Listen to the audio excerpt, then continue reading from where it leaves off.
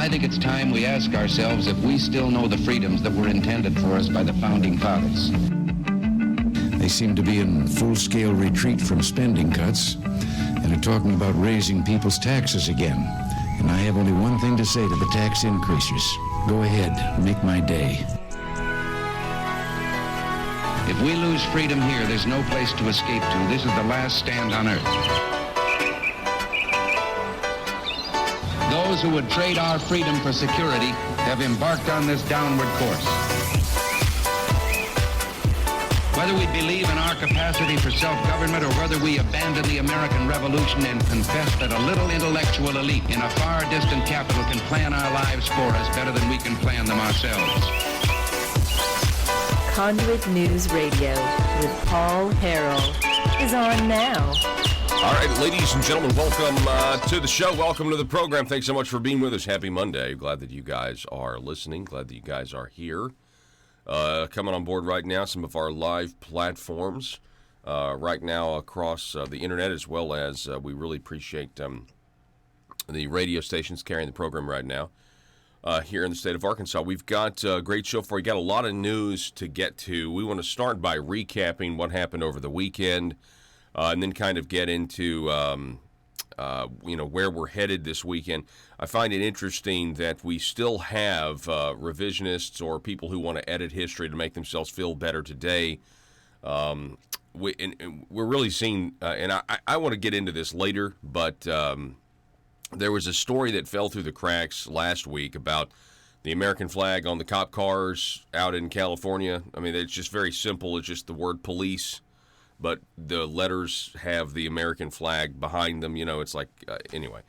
And this has offended half the community there, and it just goes to show you that taking the star off the Arkansas flag or renaming the star, from the Confederacy to Native American tribes or whatever, it doesn't stop there, okay? This is just, this is people who have a problem with the existence of America, not just the existence of a star on a flag somewhere.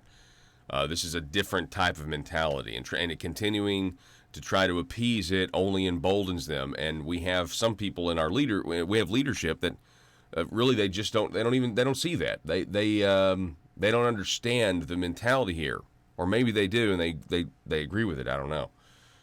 And we'll continue to talk about we on Friday we posed the question to the audience: is the Arkansas Republican Party, are they in the process of,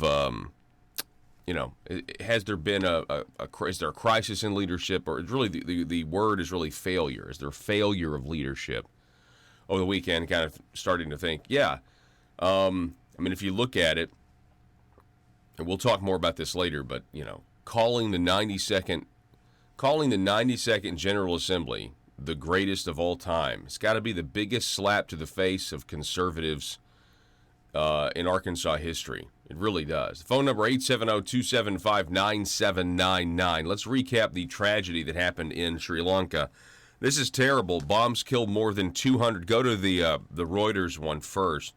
Bombs killed more than 200 in Sri Lankan churches, hotels on Easter Sunday. We now have the Sri Lankan government, according to reports, saying that they are blaming radical Islamic terrorism for the attacks. More than 200 people were killed, at least 450 injured in bomb blasts that ripped through churches and luxury hotels in Sri Lanka on Easter Sunday.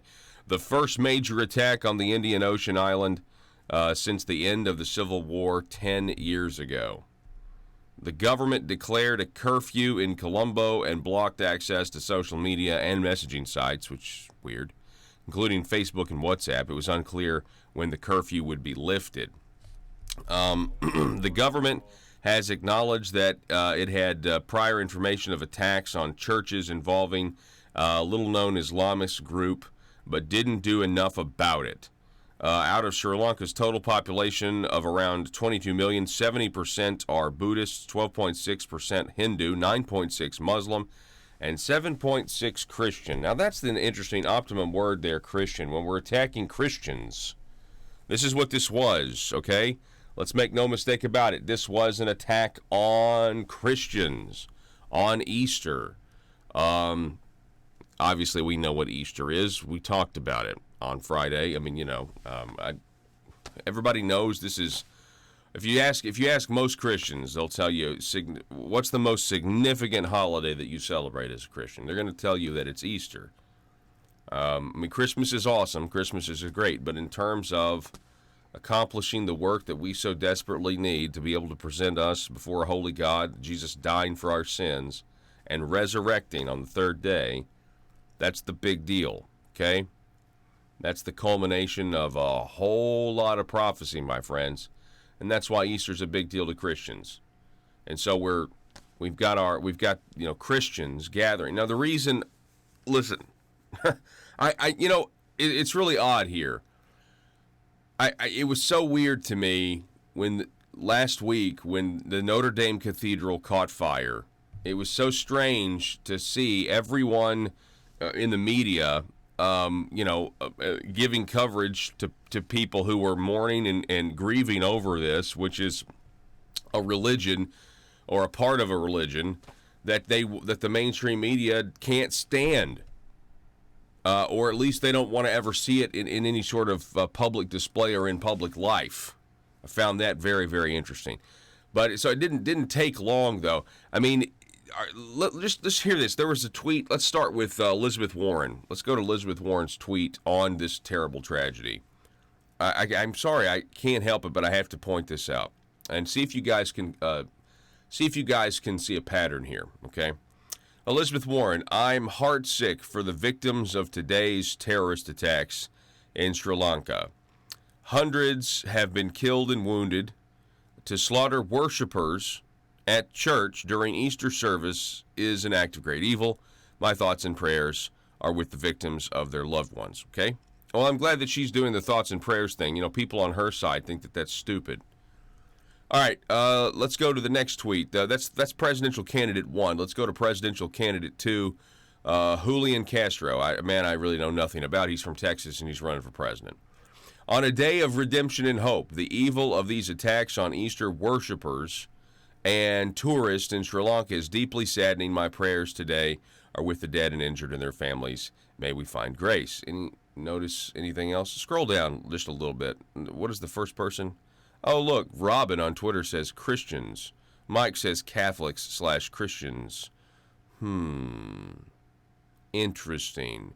Easter worshipers. Let's go to another presidential candidate, a failed presidential candidate, Hillary Clinton.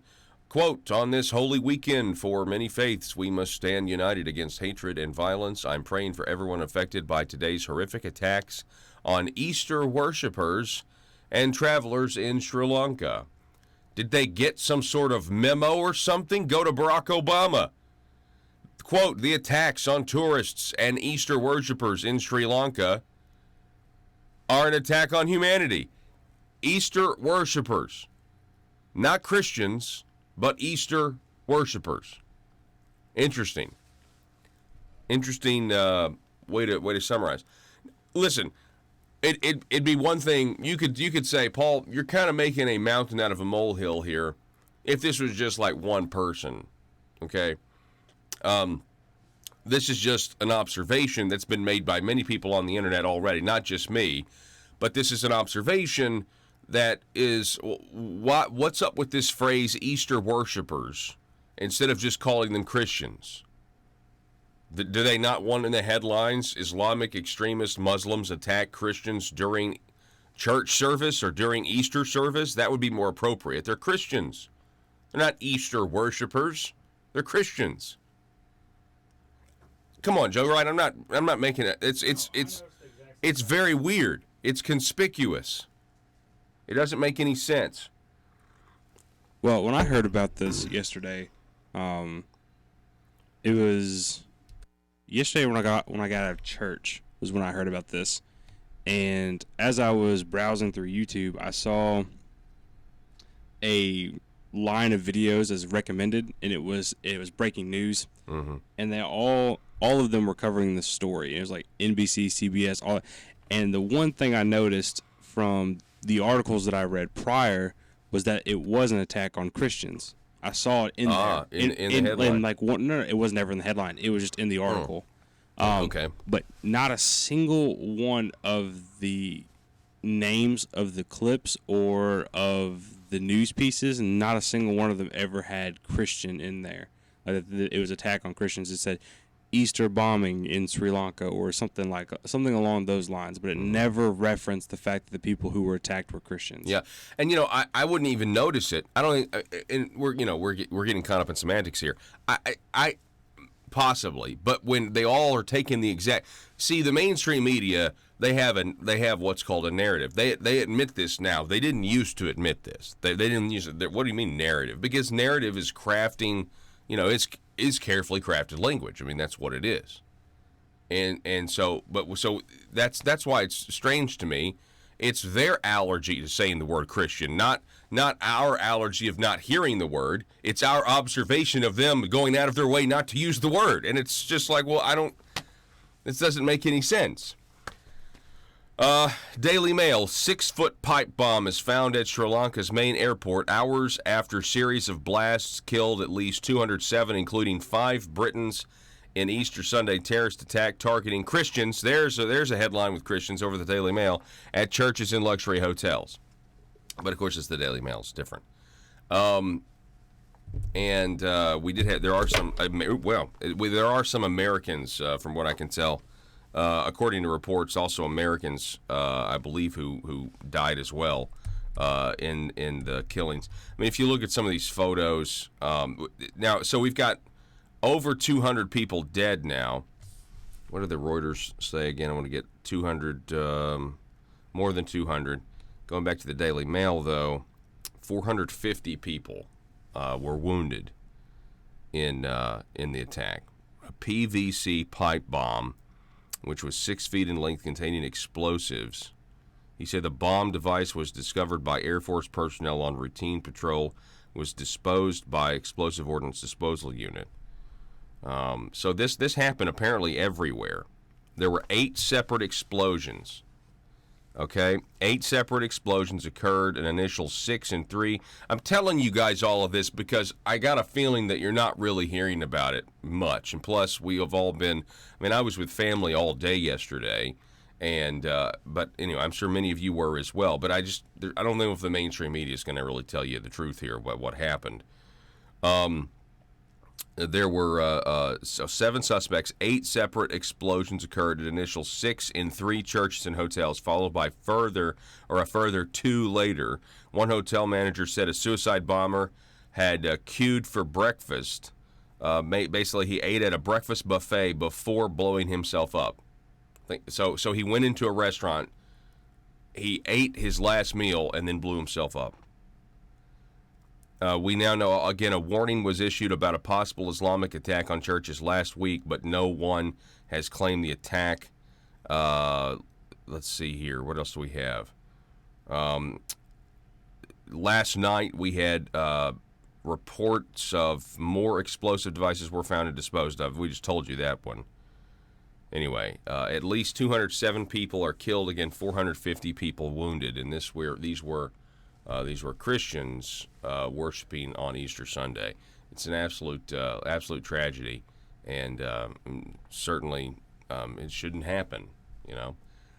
Especially, I had no idea the percentages there when it comes to just the minority that Christians are the minority really that also Muslims are in there.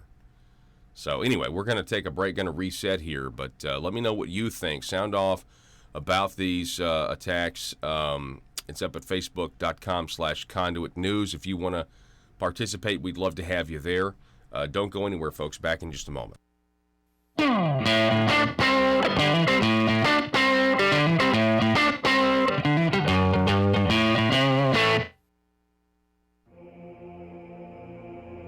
It's Conduit News Radio with Paul Harrell.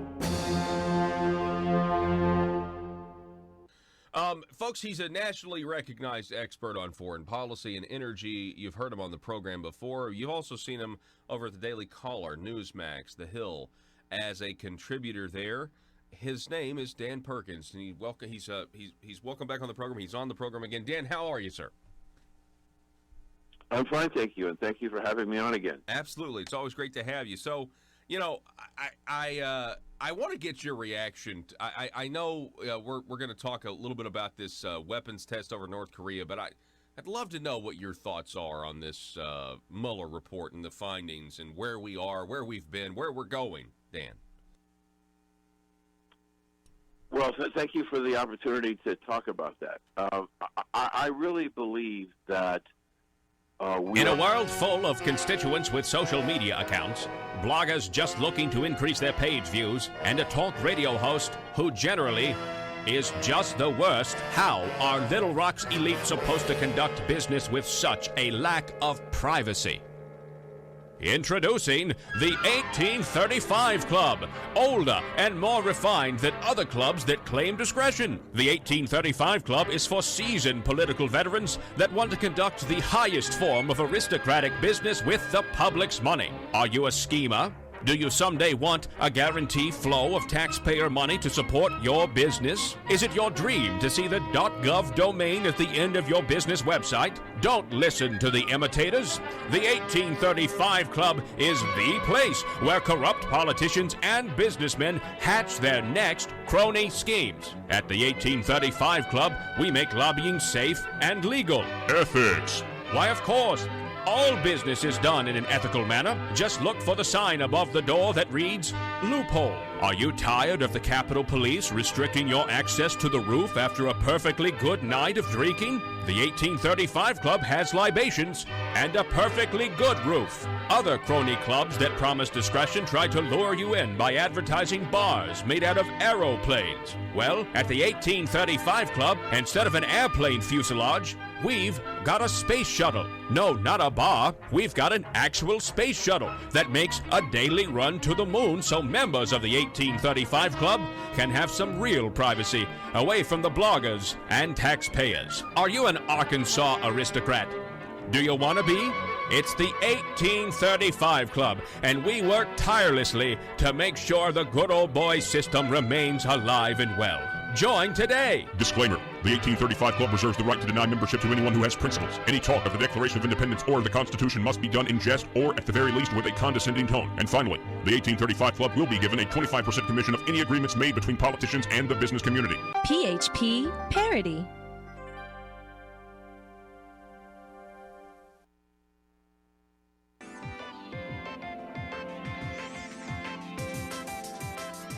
Conduit News Radio with Paul Harrell is building a liberty machine.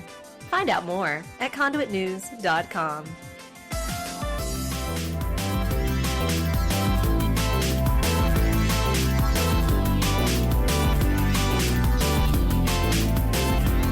All right, got a text message. In the middle of that segment where somebody was like, "What was the event a few weeks ago, or maybe a month or so ago, where somebody actually said, or was criticizing thoughts and prayers?" Well, number one, the left has started doing this anytime there's a tragedy on the right, because and really, I'm just going to be honest here. I mean, it's because they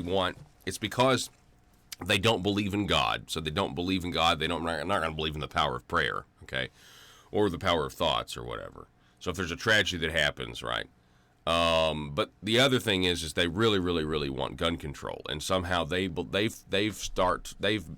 tried to push this narrative where they think if you say, "Man, my thoughts and prayers are with you because some tragedies happen, there's been a shooting," they think, well, you're trying to deflect from the real issue, which is that no one should have guns, and that would solve that would end disagreements among people or whatever else. So that's going on the left all the time right now, right? But the event that this person is thinking of, I believe, has got to be the New Zealand terrorist attacks on mosques that left 49 people dead. When Alexandria Cortez said, "What good are your thoughts and prayers when they don't even keep the pews safe?" Again, she's referring to the house of worship here. Representative Alexandria Ocasio-Cortez questioned the power of prayer in a tweet reacting to the New Zealand terrorist mosque. This is from CNS News, citing prior attacks, including CNN video of New Zealand's prime minister commenting on the massacre. "At first I thought of saying, imagine being told your house of faith isn't safe anymore, but I couldn't imagine because of Charleston, Pittsburgh, Sutherland Springs. What good are your thoughts and prayers when they don't even keep the pews safe? What good are your thoughts and prayers when they don't even keep the pews safe?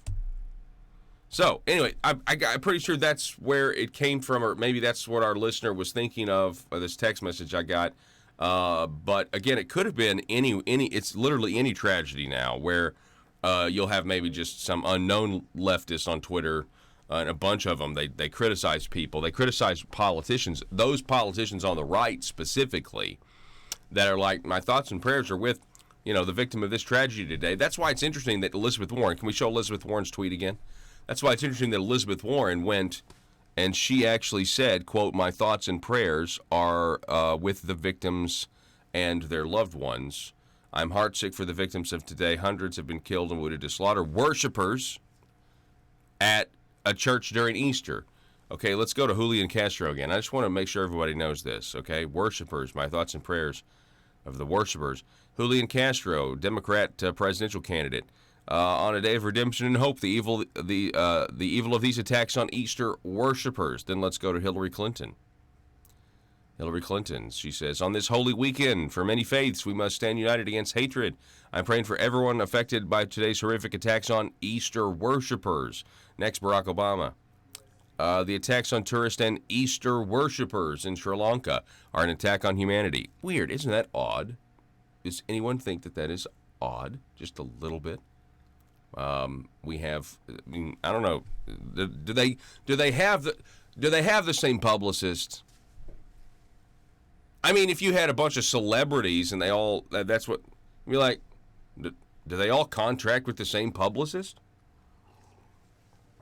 Is there some book out there where you can't use the word Christian when it comes to an attack like this?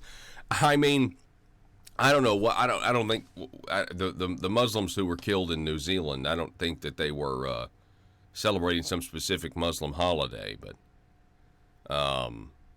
if they were, I doubt that that's what you would have heard. You would have heard what? Yeah, I'm just saying, I don't think you would have heard that. You would have that it was abundantly clear that it was an attack on Muslims back when the New Zealand thing was. Anyway, it's odd to me. It's odd. They have an allergy to it. Coming up at the bottom of this hour, we're going to be talking with John Tamney. Now, John is the director of the Center for Economic Freedom at FreedomWorks. Okay, he's also an editor of Real Clear Markets and author of Who Needs the Fed? Okay, so the reason we're going to have Mr. Tamney on is because there's a lot of hubbub right now because of Stephen Moore being nominated and Herman Cain being nominated. Now, Herman Cain, I met Herman Cain. Americans for Prosperity was, took Herman all through the state. I got to drive Herman Cain to the airport one time. It was a fascinating conversation. It really, really was. He's a great guy, Herman Cain. This is back when Herman was running for president, and I'll tell you this. And he came on. I think he came on the show once or twice. But Herman is a former Fed director. He was on the Fed board over at Kansas City. All these people saying that Herman Cain is somehow not qualified, and because the press cannot stand business owners, and so they're actually saying, the business owner of Godfather's Pizza, like that somehow is a lack of that disqualifies him. Now I know they're going to say those stupid allegations or whatever. That was like the very beginning, I guess, of the Me Too. But they in the press, you basically read it like the fact that he was CEO of Godfather's Pizza, and he's going to be on the Fed now. Listen, he's already done that. I mean, he's already been on the board, the Kansas City board. And you're not hearing that from anybody. Anyway, we're going to have John Tamney. I'm going to talk about this, these appointments, because the Democrats and even some Republicans, I think they're not comfortable with this. I think more and more people are uncomfortable with the Federal Reserve in terms of the status quo than ever before. on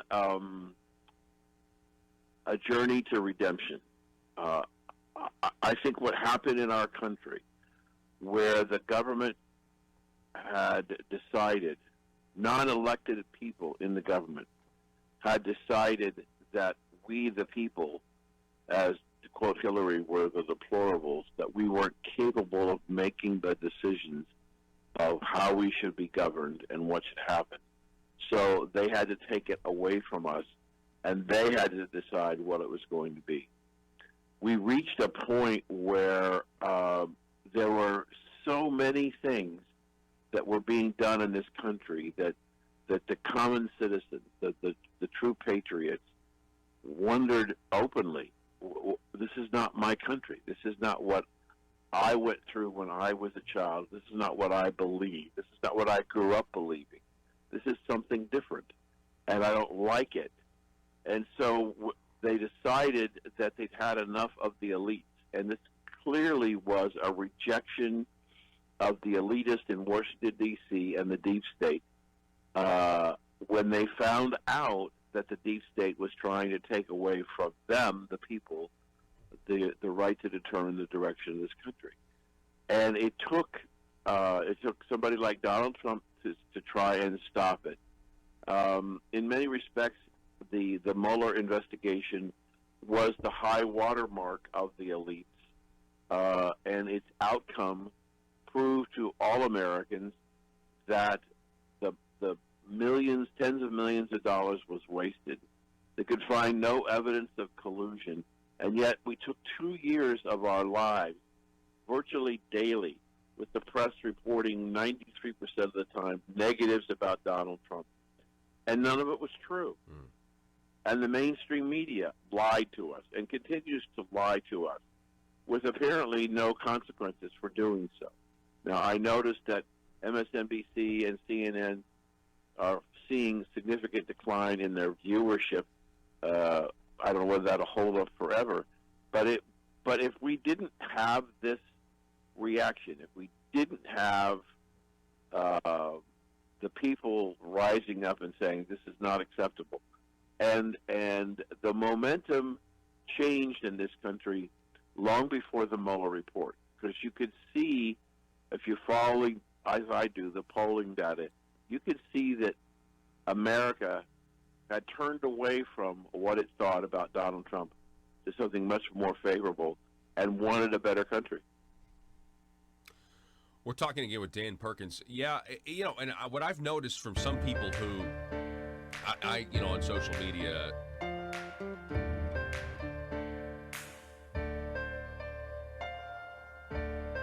Bringing you your daily dose of truth. It's Conduit News Radio with Paul Harrell.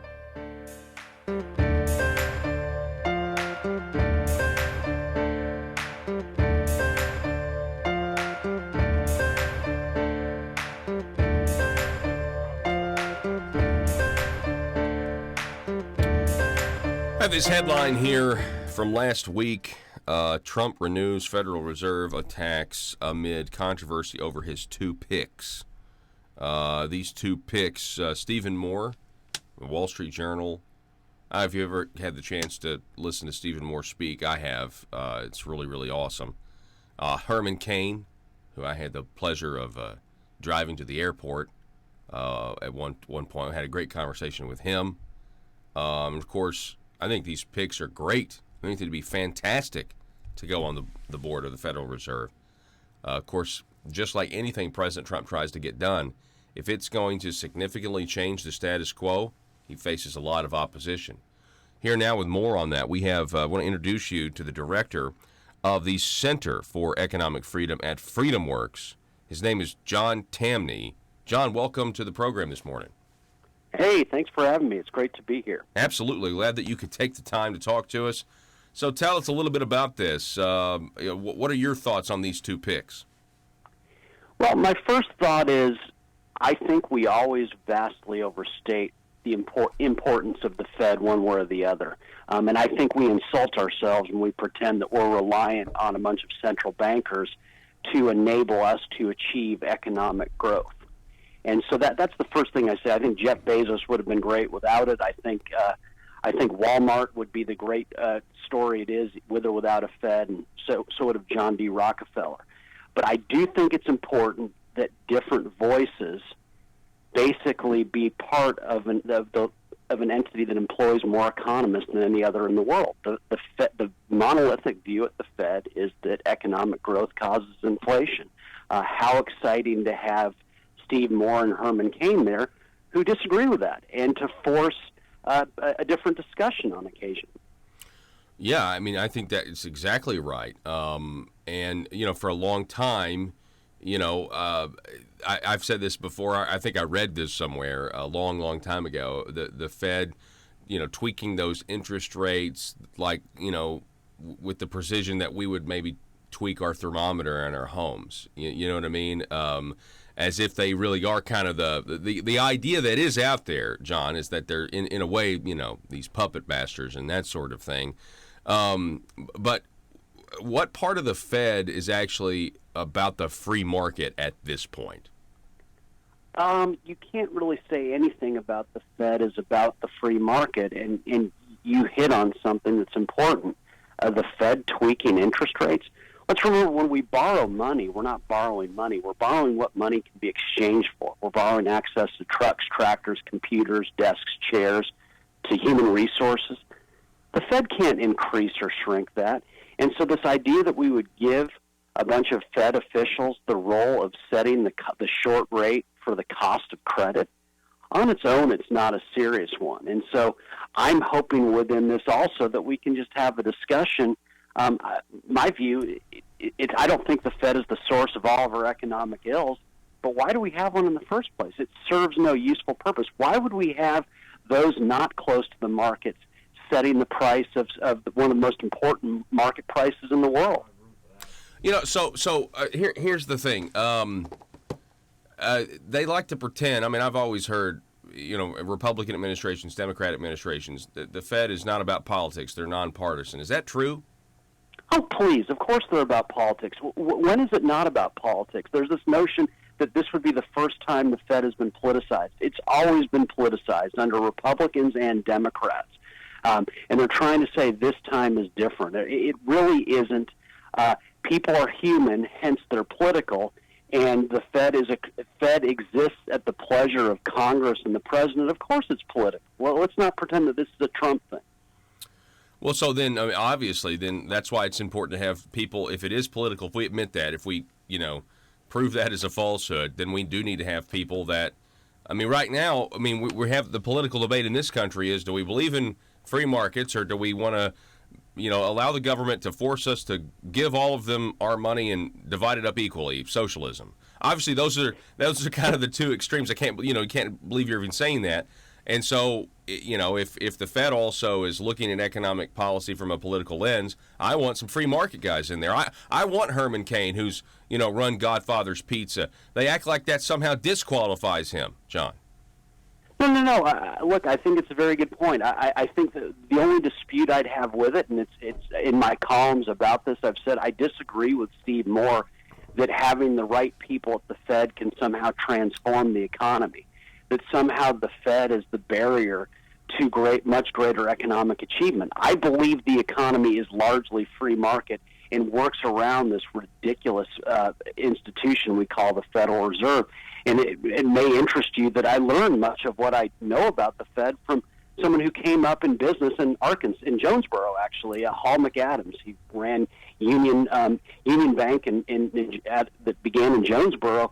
And he taught me this, that the idea that these guys could be controlling the levers of the economy isn't serious. If in fact the economy was run by the Fed, we'd be a very poor country. Yet we're not. And so I just like the idea of having different voices there at the Fed to shake up what's become a ridiculous discussion. So I see a headline. We're talking with John Tamney. He's the director of the Center for Economic Freedom at FreedomWorks, editor of Real Clear Markets, author of Who Needs the Fed. Let's actually talk about that book real quick. Who Needs the Fed? Do you think we should just get rid of the Fed? Well, I do, and let me stress that it's not about getting rid of it because I think it's the source of all of our ills. I just think it serves no purpose for the exact reasons that you say. Okay, so the Fed sets the short rate for lending for banks, overnight lending, or at least tries to. Well, interest rates are priced like any other. You don't need the Fed to set that. We don't have people setting hamburger prices or the price of computers. Why do we need them setting the price for credit? The Fed is a regulator of banks. Oh, how'd that work out in 2008? It had massive regulatory oversight of banks, didn't have a clue about the problems within them. Wow. The Fed is a lender of last resort is supposed to be a lender of last resort to solvent banks, well-run banks. But as anyone in banking could tell you, no solvent bank would ever go to the Fed for a loan simply because it's an admission of bankruptcy, at which point the Fed exists to prop up insolvent banks. How does that improve the banking system to be propping up the laggards? Everything about the Fed is either superfluous or it's damaging. So, yeah, of course, in a perfect world, we wouldn't have it. But I guarantee, look, Republicans and Democrats will never get rid of it. They love having a convenient whipping boy. Anytime the economy's weak, they can blame the Fed, which I think is irresponsible and it's untrue. Interesting. That's yes, trying to escape political accountability. I hadn't thought about that aspect of it. Well, okay, so did I read some headlines where there were Republicans who were uncomfortable with a Stephen Moore or a Herman Cain pick? Yes, you did. It's interesting that they're in particular uncomfortable with Herman Cain, and that's what I don't get. Herman Cain has long been involved in the monetary discussion. This isn't something where President Trump just picked him and said, hey, go on the Fed. This has been a policy area for him for quite a while, not to mention that he served as president of the Kansas City Fed. And so it's surprising that at least 4 Republican senators have said that they wouldn't vote for his confirmation. I don't quite get that. Yeah, I don't either. We're seeing this more and more, and it's getting frustrating.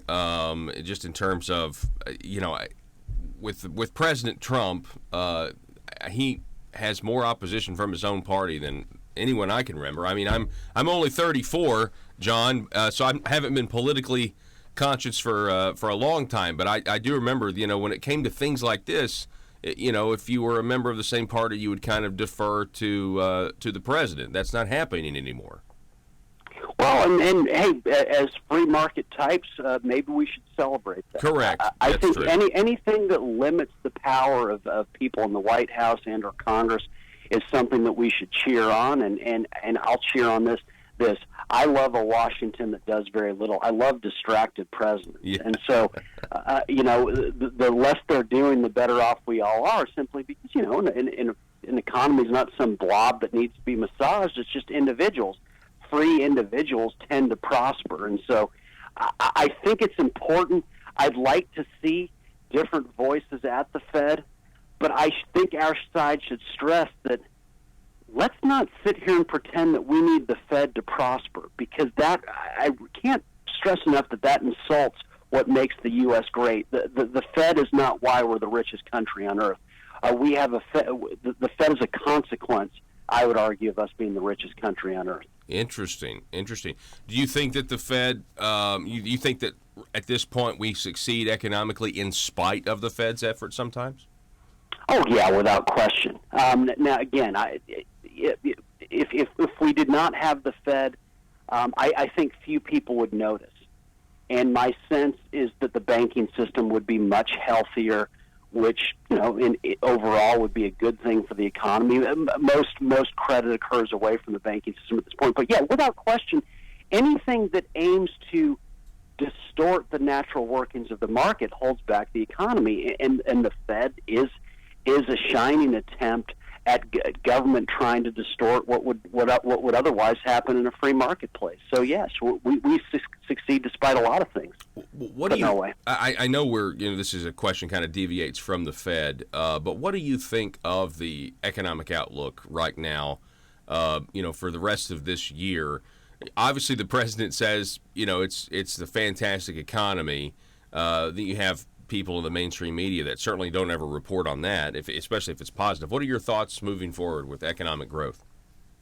I mean, it would appear that it's good, which is just kind of a throwaway line. I mean, if I could predict exactly, I'd be worth billions.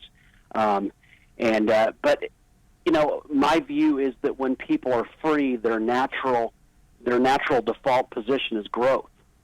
And so President Trump has been largely good on the economic freedom. I don't like the trade tariffs thing. I think they're dangerous. I think they're incredibly dangerous. But on the deregulation front, he's been very good. I think 22 regulations abolished or lapsed versus one new one, so very positive. The tax cuts should have been much larger, and he would have signed much larger ones. I blame the Republicans for that, but he did sign tax cuts. That's a positive. The dollar's value has largely been stable. Presidents get the dollar they want. Trump's been largely quiet there. I think that's hugely important to growth. And so when you have that, when there isn't too much distortion from government, people naturally prosper. So I'm optimistic. If Trump moves in a direction of heavy intervention in the economy, I'd be very pessimistic. Yeah, wow. Well, John Tamny, I really appreciate you coming on here. Your book, Who Needs the Fed? The director of the Center for Economic Freedom at FreedomWorks. You can also check his other research out if you go over to Real Clear Markets, which actually is a really great source. All of the Real Clear stuff I love. John, it's great to meet you, sir, and it's great to have you on the program. And I appreciate you doing a little research about this Arkansas-based radio show. That really means a lot. Hall McAdams taught me more than anyone. Thank you so much for having me on. Look him up. He's a great name. He just taught me endless. Still around. Absolutely. I am going to do that, John. I appreciate it. Thank you. All righty. Folks, we're going to take a break, going to reset here. And this video will be available over at conduitnews.com later on in the day. Back in a minute. Russellville-based firearms manufacturer Omega are making clones of the most notable German firearms in the world. These delayed rotor-lock firearms have been and are currently used by law enforcement and military worldwide. At Omega, they manufacture their guns right here in Arkansas and produce the best reproduction in the marketplace that comes with a complete 5-year warranty. At Omega, they take firearm manufacturing seriously and offer discounts to active and retired law enforcement. Whether you're using Omega firearms to defend the public, defend your family, or for target practice, Omega has your back. For pricing, go to omega-guns.com. That's omega-guns.com. Are you a conservative-minded young person and want to let the world know about it? Are you tired of rolling your eyes as your professor regurgitates progressive, PC, neo-Marxist nonsense? Then you should interview on Conduit News Radio's Young Conservative segment and tell us about why you believe the way you do. Tell us how you came to be a conservative and what are your views on government. Now, if you're worried that your neo-Marxist professor may also be a right-wing talk radio listening masochist, then names can be changed to protect the innocent. It's the Conduit News Radio Conservative Future segment. To be interviewed, call 870-275-9799. That's 870-275-9799. If you're like me, you believe that small business is the heart of Arkansas's economic engine, and it should be viewed that way by the politicians in Little Rock. Conduit for Commerce also believes, like you and I believe, policies that achieve less regulation and lower taxation help small business in Arkansas thrive. Other policies like small, constitutionally consistent government and reducing citizen dependency on government keeps it from growing and expanding its influence on our daily lives. Conduit for Commerce works every day to educate the general public and legislators on these important priorities in the name of Arkansas small business. By the way, contributions to Conduit for Commerce are tax deductible. Log on now to conduitforcommerce.org and click on Contact Us on the right side of the page. That's conduitforcommerce.org. Go there now and learn the facts on protecting small business in Arkansas.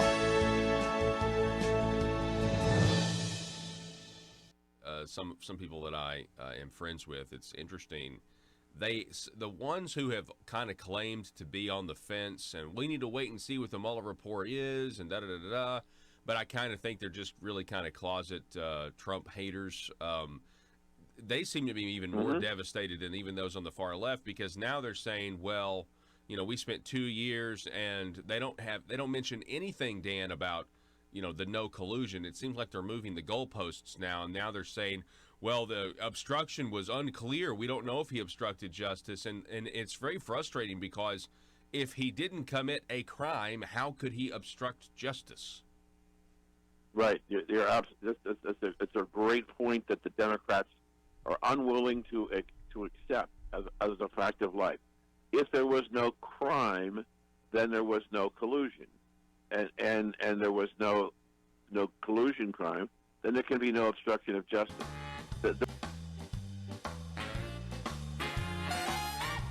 Determined to drain the swamp in Little Rock, it's Conduit News Radio with Paul Harrell. It's an interesting perspective from Mr. Tamney there. I mean, of course, I've read all of everything that you can read about the Fed, for the most part, and how powerful they are. This is the first perspective from a conservative standpoint where they say actually the Federal Reserve is not that powerful. We don't need them anymore. We don't need them at all. I mean, like I said, I've never heard that perspective. I have heard the perspective that the Fed is very powerful, and something needs to be done about them. They need to be audited and everything else. So anyway, let's see here. What do we have coming up next on the program? We do want to continue this conversation about failure of leadership here in the state of Arkansas. The amount of money that's going to be coming out of the people, out of Arkansans' pockets, after the General Assembly is officially over. Now it's over. I mean they have to do a formal sine die, I think. But the amount of money that's going to be coming out of our pockets after the session versus before the session is going to be demonstrably higher. It's going to be a net tax increase, and that's what's so sad. Because if you have any sort of memory about what our local politicians told us back in 2017, they said we can't do tax cuts in just a basic form or basic legislation. Instead, we need to form a task force on tax relief. And so they had a task force on tax relief, and they talked about all these things, but at this point, it's become apparent that the goal was never actual tax relief. It was trying to get some sort of different tax structure. We need a different tax structure. We had people. Well, first off, you had a lifelong liberal Democrat who was hired as a consultant, whose Twitter feed read like a Media Matters, basically Media Matters blog post. I mean, or aggregator. He said things like tax cuts are not tax reform. He talked about how much he couldn't stand Donald Trump and how much he loved Barack Obama. The guy's name was Randy Bauer. He was so ridiculous, his ideas, that they fired him eventually. But something tells me, some of his ideas still were given life this past session. You had the governor's nephew, president of the Senate, Jim Hendren, deciding to attempt to get an earned income tax credit passed, which is a Democrat goal that has been championed and defeated over and over again in this state. And then the Republican holds a press conference with all the Democrats behind him trying to get an earned income tax credit passed, which is a terrible idea, terrible policy. It's a welfare program. Now, luckily, the bill was defeated, but just some very, very odd stuff. I don't think the task force recommended an earned income tax credit. There was the war on tobacco once again and everything else.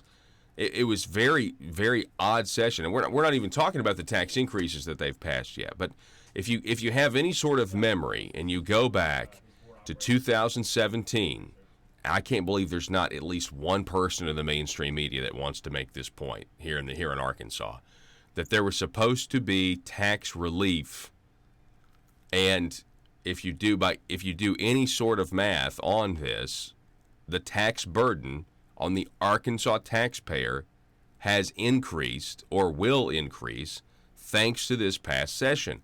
And I've looked at the numbers. I've tried, and we're going to be releasing them. But I've already looked at them, and I'm trying to anticipate. Okay, well, what exact? How in the world are they going to be able? Because they're going to try to say that they cut your taxes, right? they're going to try to play in the same arena. I've said for a year and a half now, one of the biggest problems, you want to explain the divide in the Republican Party here in Arkansas, conservatives versus establishment people. It's because we won't agree on the definitions of words and phrases. So what is a tax cut?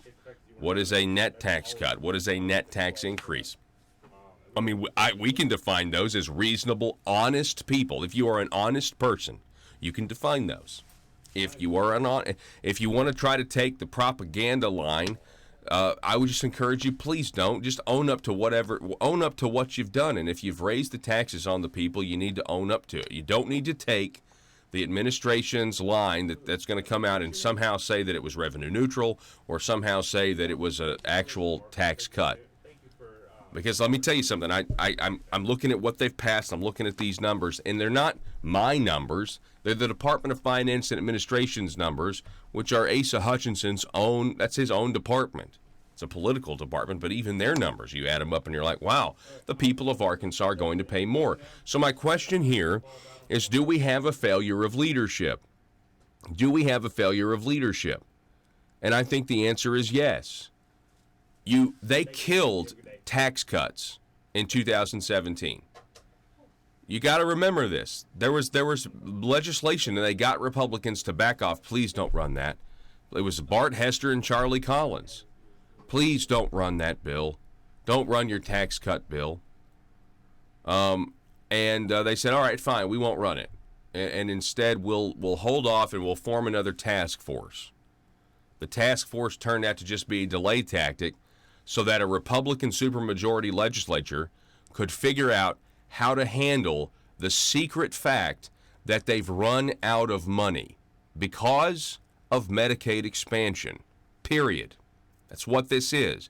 We were only supposed to spend $50 million as a result of our share this year, and instead we've got to spend $138 million, and it's going to only go up from there. And it's probably going to be higher. And now we don't have work requirements. I mean, I know the Trump administration is going to try to challenge that ruling that struck down Arkansas and Kentucky's work requirements. But this program had 330,000 people on it at one time. It was never supposed to have more than 215, and right now it's got like 240. So you tell me, failure of leadership? Absolutely at this point. Absolutely.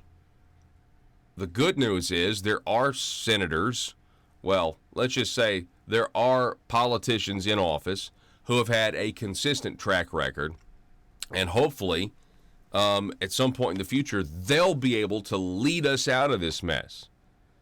But I don't know at this point you can do that and continue to make friends and make nice with those who have continually led the parade and have given us the results that we have now, which are higher taxes to pay for people who are not truly needy, but able to work adults so that they can have free insurance. And it's not even about them. You know why you're paying taxes right now? You know why? You know why we're going to be paying more money? It's so that the government can give your taxpayer dollars to Arkansas Blue Cross Blue Shield, because when we expanded Obamacare, Medicaid expansion here in this state, we wouldn't do it the normal way because that would be cut and dry Obamacare. No, instead, we had a free market solution, which was really about corporate welfare, and we decided to give Blue Cross Blue Shield $600 a month per person, regardless of whether or not somebody goes to the doctor or not. You want to know why you're paying more in taxes? That's why. Period. They say, no, we did it for roads. You know what? If we weren't giving Blue Cross and Blue Shield money, we would have had money for roads, guys. We would have had money for roads.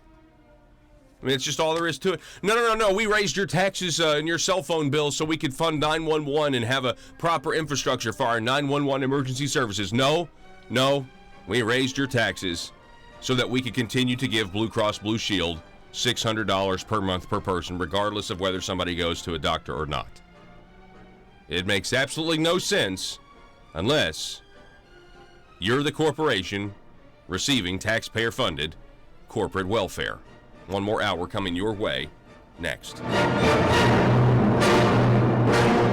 news and talk of Northeast Arkansas. This is News Talk 101.3 FM and 12:30 AM KBTM, Jonesboro, an EAB radio station.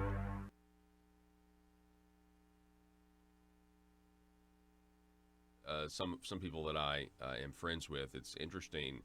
The ones who have kind of claimed to be on the fence, and we need to wait and see what the Mueller report is, and da-da-da-da-da, but I kind of think they're just really kind of closet Trump haters. They seem to be even more devastated than even those on the far left, because now they're saying, well, you know, we spent 2 years, and they don't mention anything, Dan, about, you know, the no collusion. It seems like they're moving the goalposts now, and now they're saying, well, the obstruction was unclear. We don't know if he obstructed justice, and it's very frustrating, because if he didn't commit a crime, how could he obstruct justice? Right. It's a great point that the Democrats are unwilling to accept as a fact of life. If there was no crime, then there was no collusion, and there was no collusion crime, then there can be no obstruction of justice. The one thing that amazes me is that the left continues to talk about the dismissal of James Comey. There are federal statutes that give to the president the power to replace any officer, cabinet officer, or any senior official in the administration at his will. And so the law says that because James Comey was appointed by Barack Obama to be Attorney General, didn't mean that when Donald Trump walked in the door on January the 21st, 2017, he couldn't fire him with no repercussions. So the idea that, you know, what they're talking about is they're saying one thing, but they're not telling the American people the whole truth. They say there was obstruction, and when really pressed hard, they say the obstruction was the firing of James Comey. Well, it is within the presidential powers to fire any officer, and including the head of the FBI. So he didn't break the law. If he didn't break the law, then there's no reason to indicate that he should be impeached or whatever because he fired James Comey. Yeah. It is a part of the rhetoric that they just don't seem to want to admit that they're wrong, and that's really an important message. The Democrats never admit that they're wrong. Yeah, and you know, never admit it. With Comey, there's a ton of questions about him at this point. You know, we know he leaked classified material after he was fired, which then allegedly was part of what led to the special counsel. I would like to know, well, if Andrew McCabe was talking about, you know, wearing a wire or trying to convince members of his cabinet to invoke the 25th Amendment, where was Comey in all of that? I think there's and it's interesting that they're all out today, Dan. John Podesta, I haven't heard from him in a long time, but he's in the news talking about a roadmap to impeachment. McCabe is out there. Comey has got weird, cryptic tweets again. Then you've got James Clapper out there saying this is a roadmap. They're all using this term roadmap, and I wouldn't put it past the deep state, if you will, to now kind of activate the Southern District of New York even more and get the Southern District of New York to try to go after Trump even more. Well, first of all, I mean, that's a very keen observation. First of all, the Southern District of New York is part of the Justice Department, and the Attorney General, Mr. Barr, is the one who decides what's going to happen in the Justice Department, not James Clapper. The other thing is that they talk about, if you go back a little bit in time, and after the midterm elections, when they started talking about impeachment, there were a couple of things that the Democrats said, the more moderate Democrats said, that were necessary in order to have an impeachment. One, you had to have bipartisan support, and two, most important of all, You had to have the people supporting impeachment. You're not going to get the people supporting impeachment when the polling data shows the president's favorability rating at 53%. It's not going to happen. And so they make this.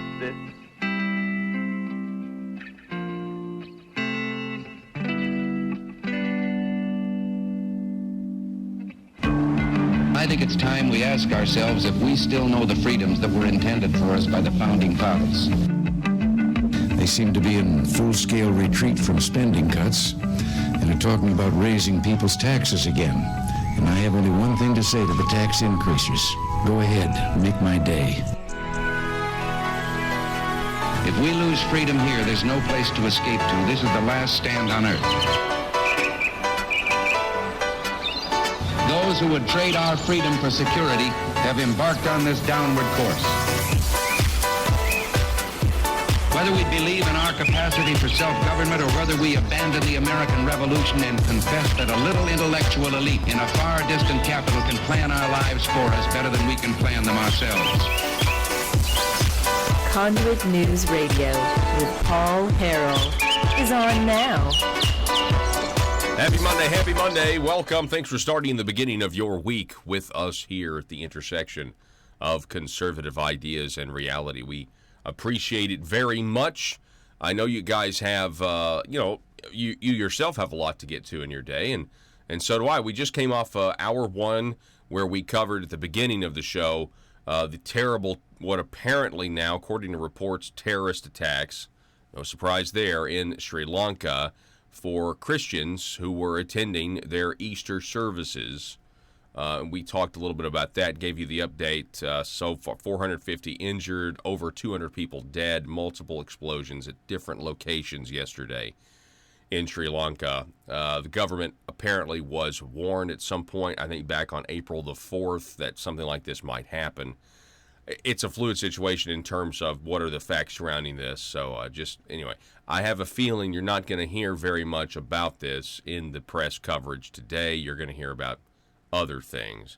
But I will tell you this, you even got leftist politicians as a result of what happened yesterday offering their thoughts and prayers. Elizabeth Warren tweeting that she is offering her thoughts and prayers, which probably means she's not going to get the nomination because, oh, by the way, speaking of that, when we mentioned that, last hour, Joe gets a call from a guy, and he wants to talk about the power of prayer, and Joe kind of was like, does he really, though? And Joe got told to go and expletive himself by one of our callers. Apparently, he wanted to talk about, the caller really wanted to talk about how prayer does absolutely nothing. And Joe, anyway, was a good call screener. Let's just say he was a good call screener. I got a feeling the guy really just wanted to drop the F-bomb on the air. That's what I think, what he wanted to do. Anyway, so you never know. But yeah, the power of prayer actually does work. So there, at least in my experience, it does. Maybe if you don't think it works, maybe just try it. Maybe just try it. Don't make him call back. The guy's gonna call back. Joe's like, don't make this guy call back. The telephone number is 870-275-9799. We appreciate the Facebook comments that are going on right now. You can check us out over at facebook.com/Conduit News or the YouTube channel. We would love for you to go to the YouTube channel and subscribe and click the little bell to receive notifications. It's Conduit News. Just because we're going to have shorter segments. We interviewed John Tamney with Freedom Works last hour, so you want to get that over the Federal Reserve and his book. So you certainly want to do that. I want to start with this story that kind of fell through the cracks. And we're going to pair it with a current story. So let's 3 days ago. Let's start here, right? Fox News, Kate Smith's "God Bless America" out at Yankee Stadium over racist songs. Okay.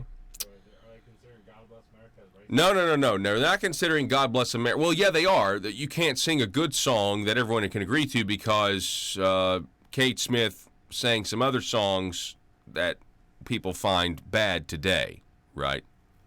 Oh, okay. You see what I'm saying? You understand? I mean, it would be like, let's take like, I don't know. Surely, you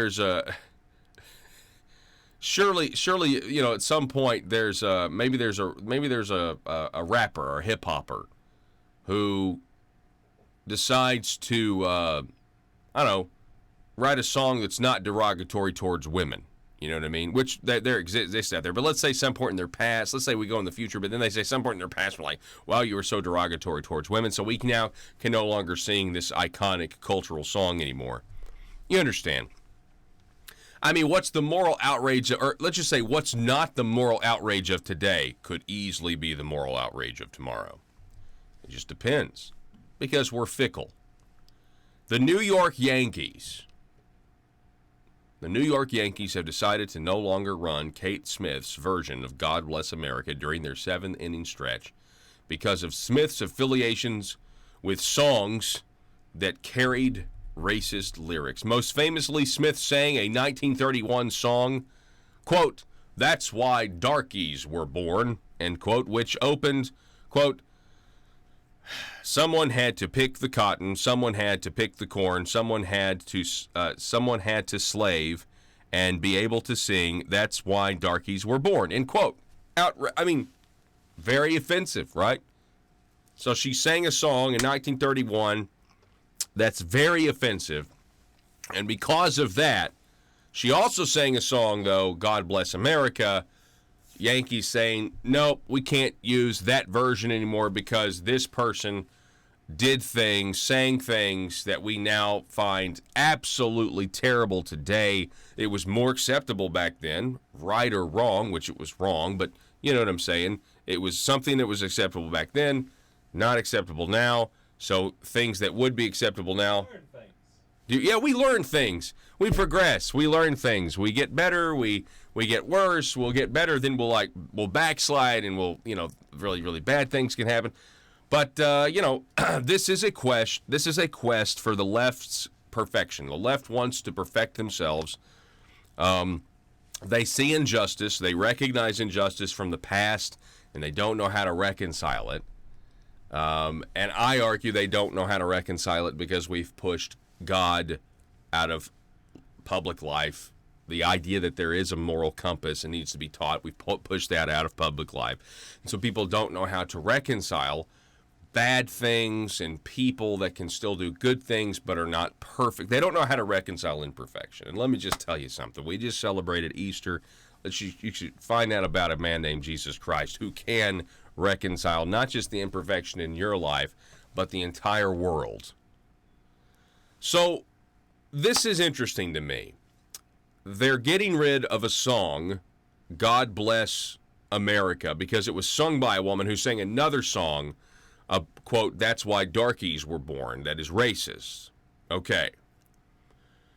So let's look at this Breitbart article, and you tell me if you see a pattern here.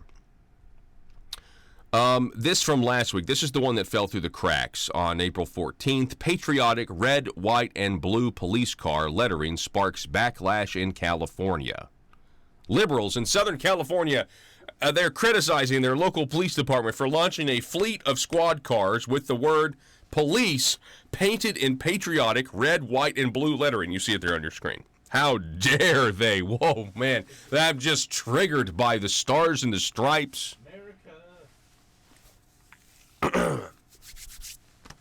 I just want you to know, in the mind of the left, the story that I just read you about God Bless America and the racist song, the mentality is the same here. This is the same mentality, okay? This is a desire to want to destroy institutions that people, believe are corrupt themselves, not necessarily the people that can do good things or bad things, and that's coupled with this desire to this quest for perfection. Okay, listen to this. Laguna Beach.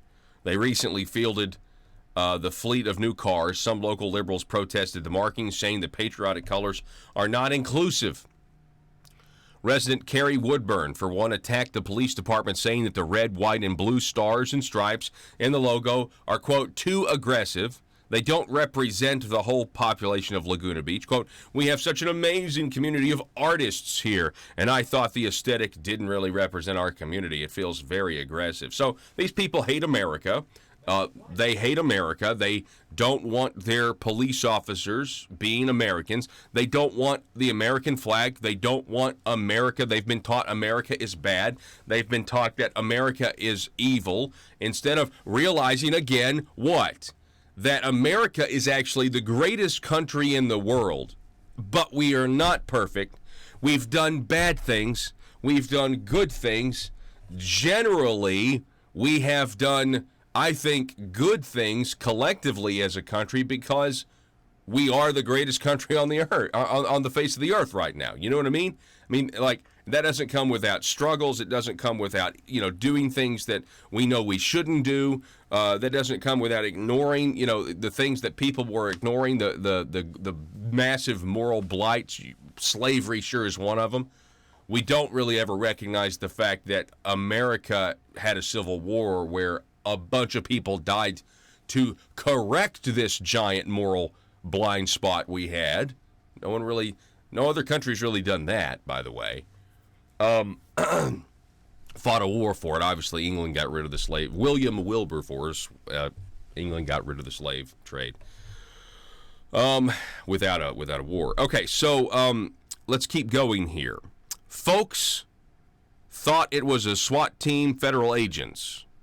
So it had a very striking, strong impact, so much so that I think there might be some unintended consequences. So they don't like it because they see the Laguna Beach squad cars, they see the American flag, and they think, oh no, ICE.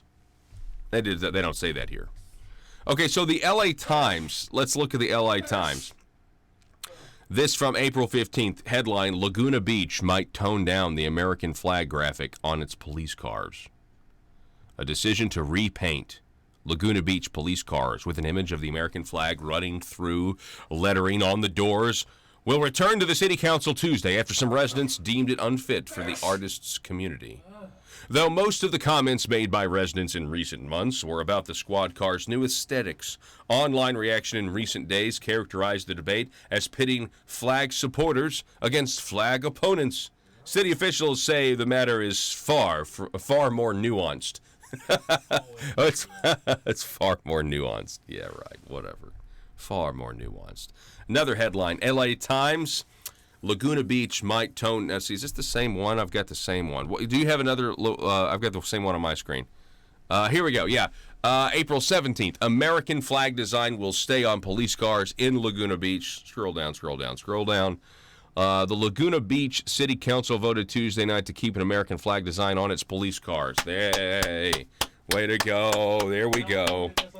California did something right. There's some people that had a backbone, probably because people, you've got the radicals who probably are the loudest. Most people have no problem with this American flag. Again, but it is the same mentality of wanting to edit history, wanting to pursue this, and it doesn't stop. Okay, let's say that they would have caved. Do you think they would have been fine then? Or do you think that the Laguna Beach protesters would be like, we need to remove the American flag from our courthouses? It's offensive. It doesn't represent our community. Does it ever stop? And my contention is, no, it doesn't ever stop until America is no longer a country at all. I mean, that's the reason... one of the reasons why, whether consciously or subconsciously, they don't want borders. They think it's immoral to have divisions or borders that represent ideas of different countries and how we have different ways of doing things. They think that's immoral. I mean, that's what they said. The border wall is immoral. Nancy Pelosi, that's what they say. Yet they live behind walls and they lock their doors. I mean, it's a big hypocrisy. So the reason I wanted to bring all of this up is I wanted to remind you. Let's go back to full screen. Let's get our board up here. I wanted to remind you of just a little thing that happened, a little flash in the pan that happened in the 92nd General Assembly. Democrat State Representative Charles Blake files a piece of legislation pointing out that the star atop the Arkansas flag, there are 4 stars, but the one that's by itself represents the Confederacy, and it was changed to represent the Confederacy back in the 20s sometime, where there were, according to, history, the documents that were presented, there were some people who were members of the Ku Klux Klan that got elected to the Arkansas state legislature, and they are blaming that entirely. That is the reason why. That is the sole reason why they made that star represent the Confederacy. Now, it would be really odd if that was where the story ended. But then you realize that the other 3 stars on the Arkansas flag represent the nations that that Arkansas has been a part of. Okay, one star represents the United States, another star represents France, and another star represents Spain. And so, in the context of the Arkansas flag, it's actually a really, really interesting history lesson. It shows you where this plot of land that we call Arkansas has been, and in a reminder, the Confederacy should remind us, I would argue, to not go down that road again. Now,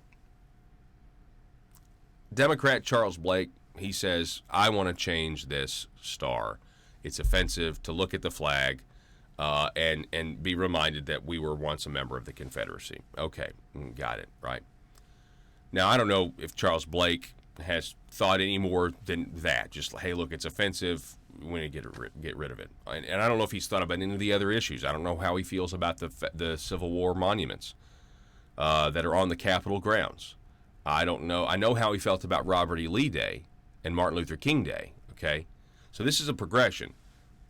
2 years ago, they successfully separated, in my opinion, in ridiculous fashion, Robert E. Lee Day from Martin Luther King Jr., because you can't celebrate a black man and a white man on the same day. That's what Martin Luther King thought, right? No, that's not what he thought. But they said this is offensive, and so they separated it. Okay, good, great. Let's move on. Let's do other things. Let's get away from this identity politics.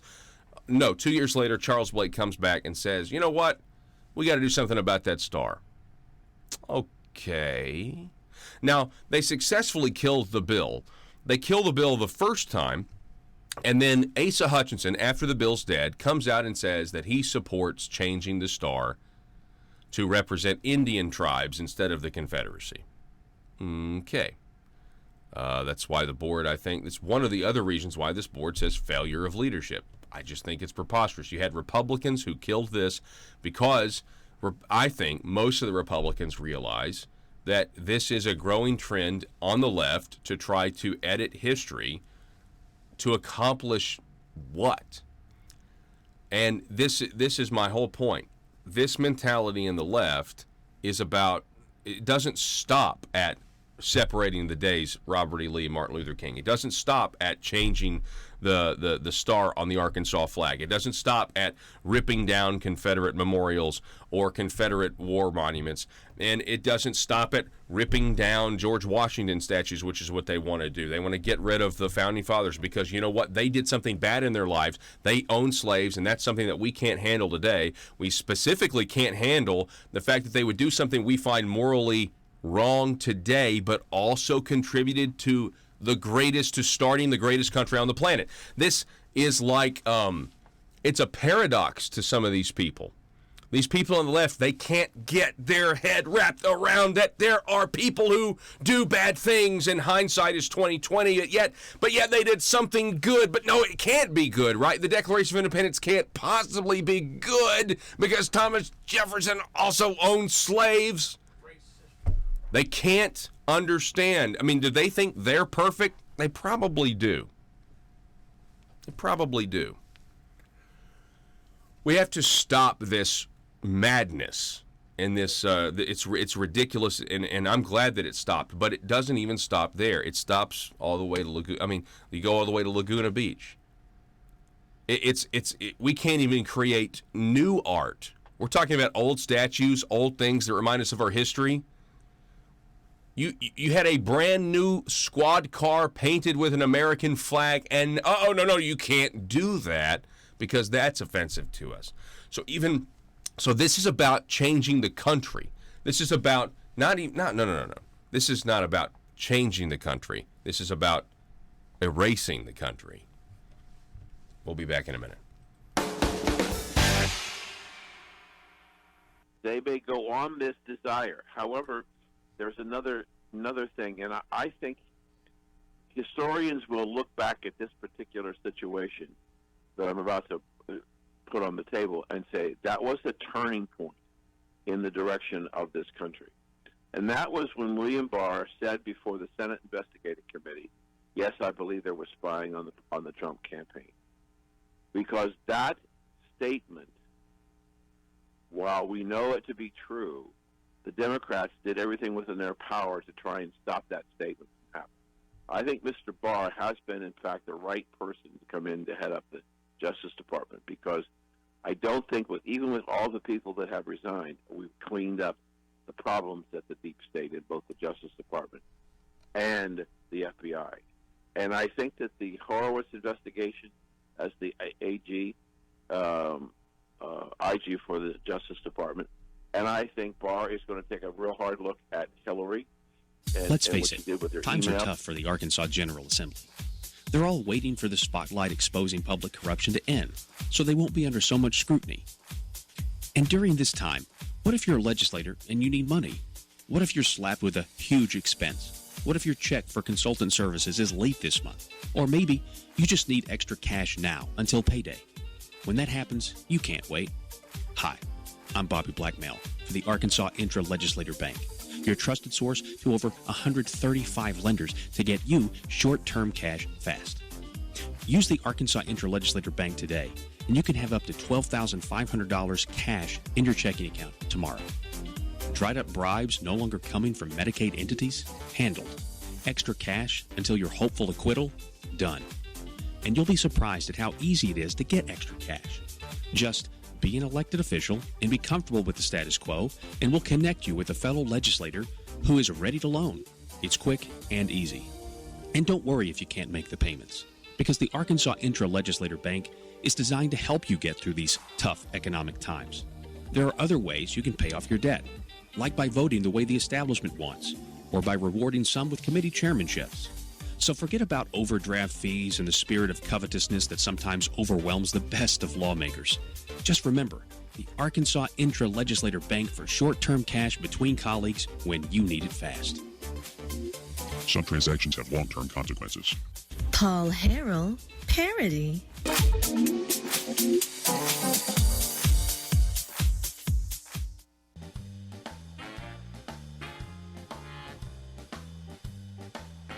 Exposing the truth and everything the Marble Palace establishment keep trying to cover up. It's Conduit News Radio with Paul Harrell. As of the month of April, I mean, I can't believe it's already April 22nd. The month of April has absolutely flown by. Let me tell you what I did for Easter. Now, a lot of people, just let me tell you my culinary experience. I've only got like 3 minutes here. So, my Easter dinner, if you've been following the program for a long time, you know on Easter, I pretty much kind of, several years ago, I said, you know what, I'm done with the ham thing. I don't understand ham. I don't like ham. Consequently, there were some family members that brought ham. I guess they were tired of the lamb. So I do lamb. I think it's more symbolic. Now, a lot of people do the ham. A lot of people don't know this. You do ham on Easter because of Christ and because the old law is no longer, so you don't have that pork prohibition. So it's like, hey, let's throw a barbecue or whatever, which I'd rather have, some ribs or some, 12-hour Boston butt cooked or something like that. That if we're going to have pork, let's do it that way. I'm just not a big ham. Ham is for sandwiches. Mayonnaise, mustard, put some bread, cheese. Then that's what ham's for. Ham, I'm just not a ham guy if you're just going to give me some ham. Anyway, so I do some lamb. So what I did was I did lamb chops, and I'll just give you my recipe right here. If you take these lamb chops, you need to marinate them overnight in an entire bottle of soy sauce and an entire bottle of teriyaki sauce. Now, that may sound like a lot, but you got to understand, lamb is a very strong flavored meat. It can take all of that flavor, and you still are going to be able to taste the flavor of the meat, and you get this amazing sauce. Now, I did a sous vide, right? And I have two camps in my family. I have one camp that is in the medium rare crowd. Because they're normal.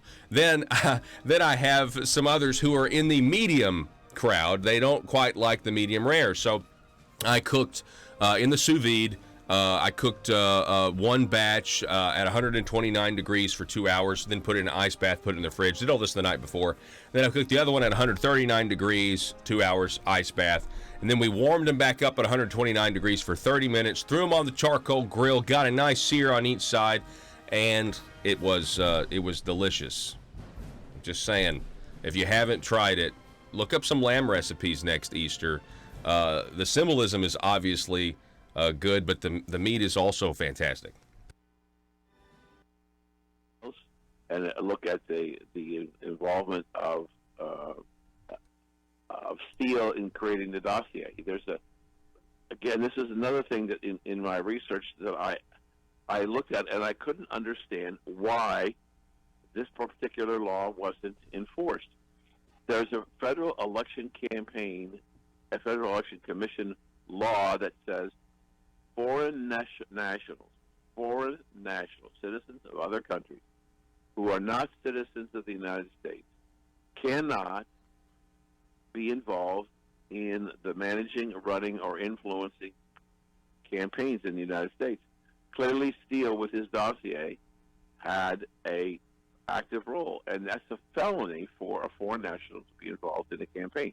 But they're not talking about that. So I think that Barr, when he brought spying to the table, sent a message to the Democrats that we're going to try and figure out what the hell happened here, and we're going to let the cards lay where they do. And I think that the Democrats should think very hard about this issue of impeachment, because the American people are not on their side. In fact, the last survey I saw, 47% now believe that the collusion was between Hillary and the Russians. Yeah, and we also have a situation, Dan, where we have the Office of Inspector General who has been investigating the bad actors at the DOJ, and you have the president who has said for a long time he's going to declassify FISA, these the applications that led to the spying, and they used the Steele dossier as the basis for that.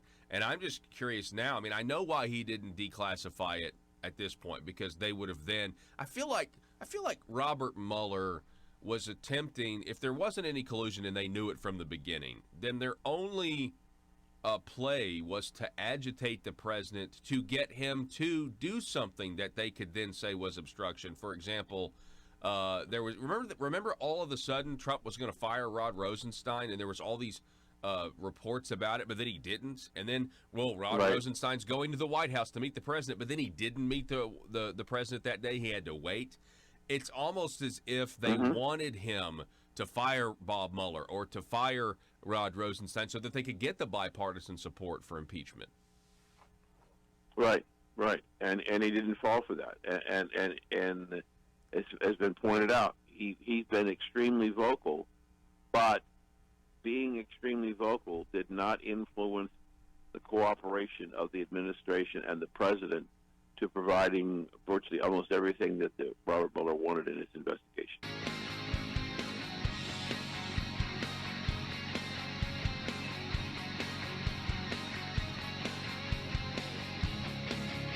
The intersection of conservative ideas and reality. Conduit News Radio with Paul Harrell. We're going to fix this lagging cameras. Don't worry. We have a plan. We have the technology. We have a plan. All right. Telephone number again, 870-275-9799. Bob on Facebook. What's next? The colors of Arkansas's flag, which are the same colors as the Confederate battle flag. Yeah, you could just, that's exactly right. You got to change to green, orange, and yellow. Yeah. Got to change to green, orange, and yellow. It's just so much more. It's just much better. It makes people feel better, more inclusive. Well, you could go further, because the Confederate battle flag was red, white, and blue, and so was the American flag. I mean, so you could just say Arkansas's flag is offensive because it's red, white, and blue, and just like I don't like the cop cars. Anyway, we don't want to continue talking about this forever, but I'm just reading some of y'all's comments, and it's just ridiculous. And where does it stop? And that's the key. Have you read a book? Or have you at least, do you have any sort of independent thought outside of what the mainstream media is trying to get you to think, to where you can lead this state I mean, do you understand that these are much bigger domestic issues here than just one little, like Martin Luther King, Robert E. Lee, Arkansas flag, Confederate statues. These are all connected. Now, if you understand and you continue to support these ridiculous ideas, then I guess you just don't like America, which I don't think. I just think most people who buy into this emotional argument, they're not thinking that where is the left coming from on this? They're coming from a standpoint where they want to erase the country, and I don't see how you can come to any other conclusion than that. All right, next up, we're going to talk a little bit about. Oh man, I forgot that this was next. Well, it is what it is.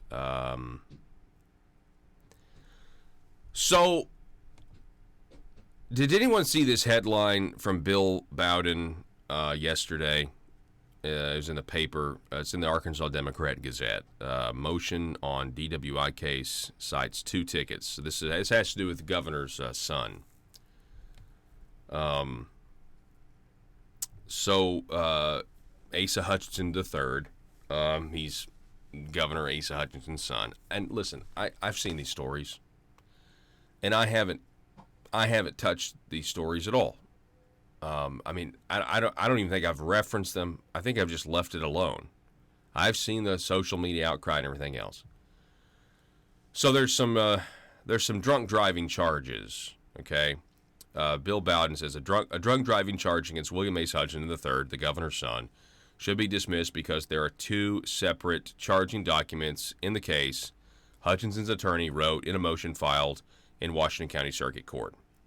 Okay, this is a similar argument that got Asa Hutchinson III out of driving while intoxicated from back in 2016.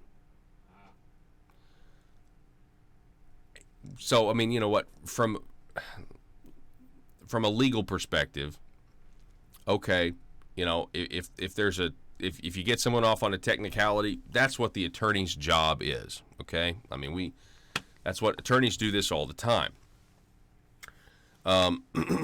Hutchinson, 43, is a Rogers lawyer. He was arrested after an Arkansas State Police trooper stopped him 7:39 p.m. May 27th, driving a 2017 GMC. Hutchinson pled guilty to the DWI charge on December 13th in West Fork District Court. He was sentenced to 365 days in jail with 364 days suspended and given credit for 1 day served in jail. Hutchinson also was ordered to pay $1,000, $340 in court costs. Then Hutchinson's attorney, Bill Horton, filed an appeal in Washington County Circuit Court. We didn't want to have a trial in district court, so we pled it in circuit court. The case is set for a jury trial May 16th in Fayetteville, but it should be dismissed before then, Horton argues in his April 12th motion. Besides the driving while intoxicated count, Hutchinson was charged with speeding 88 miles in a 70-mile-an-hour zone. And let's see, we're skipping down here. They're arguing the DWI charge should be dropped because Hutchinson never received proper notice of the charge against him. Bill Sadler, spokesman for the Arkansas State Police, said most of the tickets issued by troopers are done so electronically. Sadler said the May 27th ticket given to Hutchinson was an electronic citation. Now, here it is. Hutchinson had another DWI charge arising from a traffic incident back in 2016. A Fayetteville district judge convicted Hutchinson of driving while intoxicated, careless and prohibiting driving, and refusing to submit to a chemical test. But those charges were dismissed on appeal to Washington County Circuit Court because of differences in the state police citations. So it's essentially we have one DWI arrest, and this is not the first time that we've had other arrests concerning substances, but you have one DWI arrest, then you have another DWI arrest, and you get off on a technicality once, trying to get off on a same technicality again, and unfortunately, because Asa Hutchinson III's father is Governor Asa Hutchinson, it's ripe for allegations of a double standard or political favors or whatever. I mean, you're a public figure. That's just what's going to happen. But just on a broad note here, we're talking about people's lives. And this is the only reason why I'm bringing this up. Again, I have seen this in the headlines, and you see it once, and now you see it a second time, and you just kind of like, come on. At what point, if you have a problem, okay, and there's a pattern of behavior where this is continuing to happen, and you have no problem getting behind the wheel of a car, and it's happening habitually. At this point, it seems like it's habitual. You might say, the double standard doesn't need to happen because we're talking about endangering the public. It's just something to think about, and I think most of you out there would agree that this is not good. I mean, that's not good for. If you were this person who was had a problem, had a drinking problem, a DWI problem, and this was a habit forming, it would be bad. At some point, it's bad for the individual to continue to get off on technicalities, or if they're not, for whatever reason, they're not actually feeling the consequences of their illegal decisions. Just something to think about. The telephone number 870-275-9799, 870-275-9799. In other news, couldn't believe this when I saw it. I've wondered if there was going to be some sort of confrontation between the United States military on the southern border in the past. And apparently there was, but not, according to reports, it wasn't with the cartels. It was with Mexican troops who were, from what I can tell, illegally in this country. Mexican soldiers, armed. Headline, Mexican troops disarmed American soldiers on the United States side of the border. There was a statement, by the way, from the Washington Examiner, but the U.S. Northern Command said in a statement that 5 to 6 Mexican military personnel questioned 2 U.S. Army soldiers who were conducting border support operations. U.S. soldiers were in an unmarked Customs and Border Protection vehicle near the southwest border, near Clint, Texas. Officials confirmed that the Mexican troops were armed with what appeared to be rifles. They raised their weapons when they saw the 2 U.S. soldiers and then took a pistol from one of them and put it in the vehicle. According to officials talking to CNN, the 2 Americans obliged in an attempt to de-escalate the situation, potential volatile situation. Throughout the incident, the United States soldiers followed all established procedures and protocols. And here's the interesting part. The 2 United States troops were on the south side of the security perimeter, but north of the Rio Grande, and thus were in the United States. So what were these 2 Mexican military, these 2 Mexican soldiers, what were these 2 Mexican, can I say that? Can you, isn't that weird? It's like, is that offensive? What were these 2 Mexican soldiers doing here? The Pentagon and Department of Homeland Security officials demanded an explanation from the Mexican government. An inquiry by CBP and DOD revealed that the Mexican military members believed that the U.S. Army soldiers were south of the border. Well, they're north of the Rio Grande. I think they need to look at their map. Though they were south of the border fence, U.S. soldiers remained in U.S. territory north of the actual border. Again, why were the Mexican soldiers on our side of the border with guns? Interesting. Concerning, yeah, very, very interesting. Now, obviously, no one wants to see a military confrontation at the southern border. No one wants to see that. You would just hope that the potential conflict would allow cooler heads to prevail.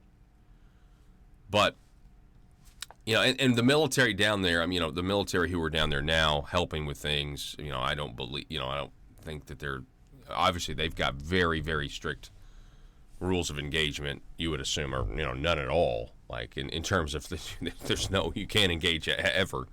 But I always thought, we would be talking about, the cartels. These cartels are going to at some point. These were Mexican troops, but at some point, you're going to be running into actual cartels. I mean, it's inevitable that this is going to happen at some point. And I would hope, honestly, I know I just said rules of engagement, but I would hope that our soldiers have been given some sort of green light to defend themselves in this situation, because it's not worth any more. We're done with in my opinion, we're done. We need to be done with illegal immigrants causing the deaths of any more Americans, especially our soldiers. Excuse me. Moving on now, another headline. Linda Satter, new restrictions put on abortions. This is interesting because this kind of is a purview. It was posted today in the Gazette. If you haven't seen it, you do need to check it out. That we are being called, Arkansas is being called, and this is something that's good. Arkansas is being called basically an extremist state when it comes to our take on abortions. Yes. Gretchen Borchett is the vice president for reproductive rights and health at the National Women's Law Center in Washington, D.C. I saw a meme, Joe. I saw a meme. It was a Chuck Norris one. And did you see this one? And it was just it was a photo of, Chuck Norris. I mean, he's got that good stoic look about him. And it just said, the last time Chuck Norris went to a women's lib rally, he came out with a fresh iron shirt and a couple of sandwiches. I thought it was pretty funny. It was definitely an LOL. I saw it yesterday.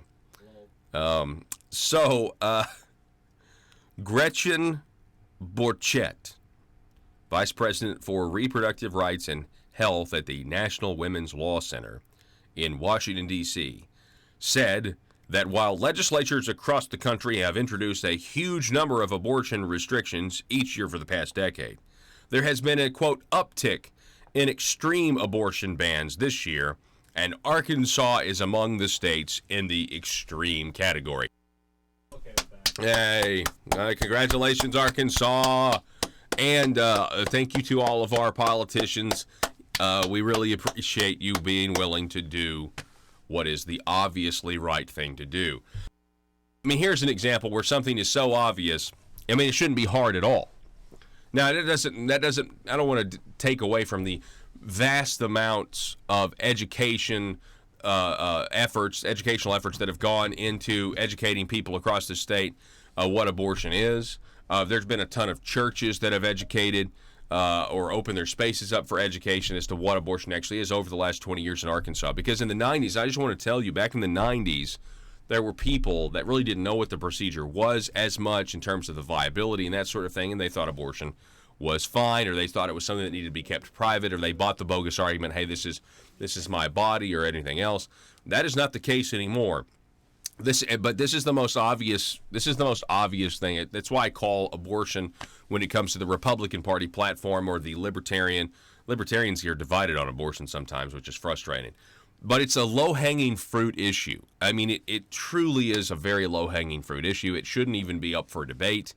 And this is fantastic. And if the abortion industry, these people that are essentially a part of the human child sacrifice, when it comes to, I mean, if you really look at, history, we like to think that we're civilized, but we would look at, barbarian cultures and say, they were participating in these sacrifices, and we've evolved from that. Not really. No, we haven't.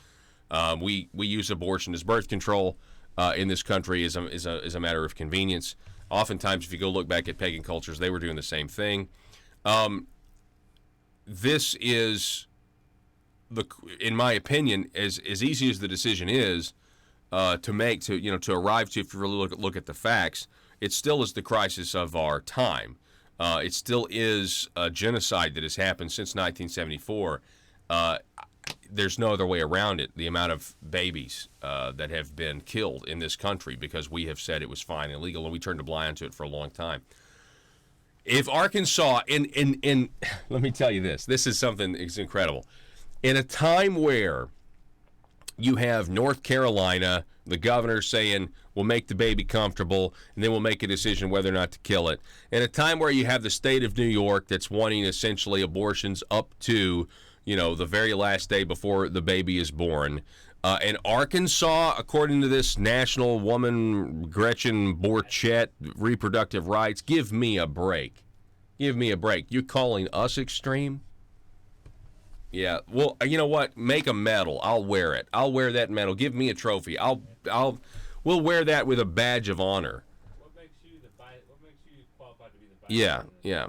I mean, here's an example of projection and deflection. Normally, projection, you project the very thing you're guilty on in order to, to your opponent in order to deflect.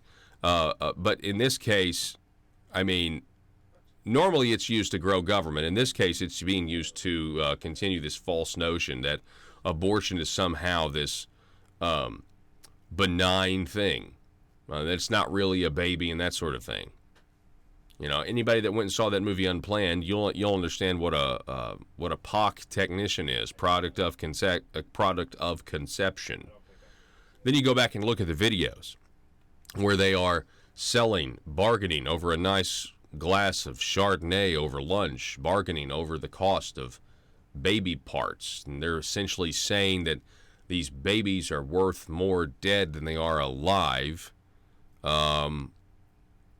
It's just absolutely heartbreaking. And this is America. But who does that song? This is America. It's Childish Gambino. Childish Gambino.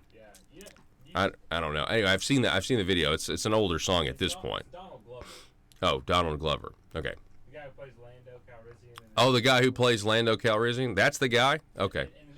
In the new Star Wars. Yeah. Not Billy D. I know we know what Billy D is. That's his stage name. Well, anyway, this is abortion is really America. If you take the country as a whole, and that's why it's my number one issue. I just wish we had more people that were agreeing on the. We can agree on the low-hanging fruit. We can agree on the abortion, but why can't we agree on this other stuff over here as well as economic issues? And I think, in terms of educational efforts, there aren't enough people who really do believe that economic freedom is a prerequisite for other freedoms. They don't understand that as the government gets larger, our freedom actually is diminished. They haven't connected those two things. The more money they take from us, the more powerful the government is, the less powerful you are as an individual. And again, the 92nd General Assembly, unfortunately, when you add all the numbers up, folks, it's going to be a net tax increase for the first few fiscal years, and even after that as well. But those numbers will be released over time. We're going to take a break. Don't go anywhere. Back in a minute. Are you a conservative-minded young person and want to let the world know about it? Are you tired of rolling your eyes as your professor regurgitates progressive, PC, neo-Marxist nonsense? Then you should interview on Conduit News Radio's Young Conservative segment and tell us about why you believe the way you do. Tell us how you came to be a conservative and what are your views on government. Now, if you're worried that your neo-Marxist professor may also be a right-wing talk radio listening masochist, then names can be changed to protect the innocent.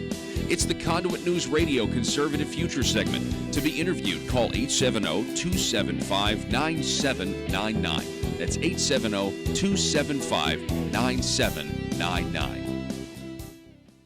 Russellville-based firearms manufacturer Omega are making clones of the most notable German firearms in the world. These delayed rotor-lock firearms have been and are currently used by law enforcement and military worldwide. At Omega, they manufacture their guns right here in Arkansas and produce the best reproduction in the marketplace that comes with a complete 5-year warranty. At Omega, they take firearm manufacturing seriously and offer discounts to active and retired law enforcement. Whether you're using Omega firearms to defend the public, defend your family, or for target practice, Omega has your back. For pricing, go to omega-guns.com. That's omega-guns.com. If you're like me, you believe that small business is the heart of Arkansas's economic engine, and it should be viewed that way by the politicians in Little Rock. Conduit for Commerce also believes, like you and I believe, policies that achieve less regulation and lower taxation help small business in Arkansas thrive. Other policies like small, constitutionally consistent government and reducing citizen dependency on government keeps it from growing and expanding its influence on our daily lives. Conduit for Commerce works every day to educate the general public and legislators on these important priorities in the name of Arkansas small business. By the way, contributions to Conduit for Commerce are tax deductible. Log on now to conduitforcommerce.org and click on Contact Us on the right side of the page. That's conduitforcommerce.org. Go there now and learn the facts on protecting small business in Arkansas.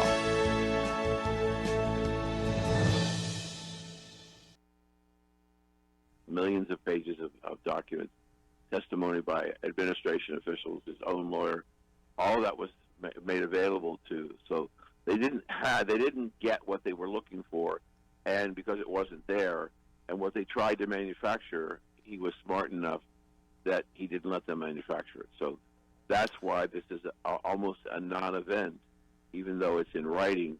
But it's really a black eye, if at the easiest in our nation, and I think it's worse than that. So, do you think that they should go after McCabe? I mean, if they did something wrong, meaning if the Inspector General's report is released and we figure out exactly what was happening, we've got criminal referrals. We don't have the specific names, but we can guess from Devin Nunes to the Justice Department. Mm-hmm. Do you think that justice should be done here?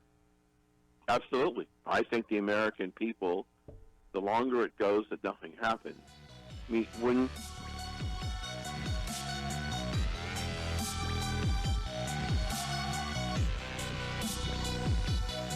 Need your daily news fix? Don't forget to tune in to Conduit News Radio with Paul Harrell.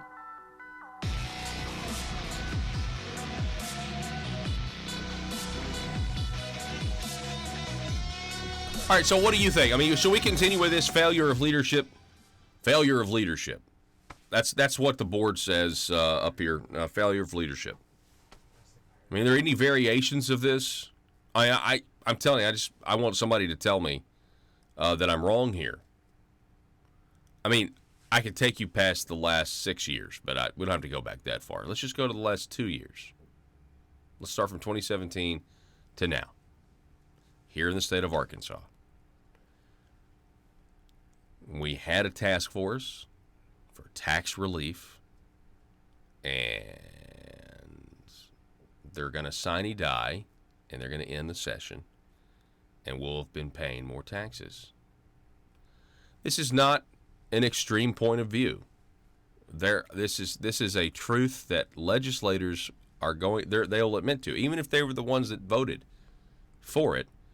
I think there will be some that will own it and be like, well, on an individual issue. And here's the main question. You know what the main question is? Especially if I look at the list, the small remnant of like 12 Republicans who voted against the internet sales tax, the gas tax increase, and the half-cent sales tax increase. The rare amount of Republicans in the House that did that. My question for them is this. How did you do it? How did you do it? How were you able to stand up to all of the carefully crafted language surrounding each one of those bills and each one of the issues? Internet sales tax. We got to save our small businesses. We got to do something about Main Street. How did you combat that articulate argument? Or we have chug holes and we have to pay for our roads for the public safety. How did you combat that argument when they were wanting you to raise the gas tax?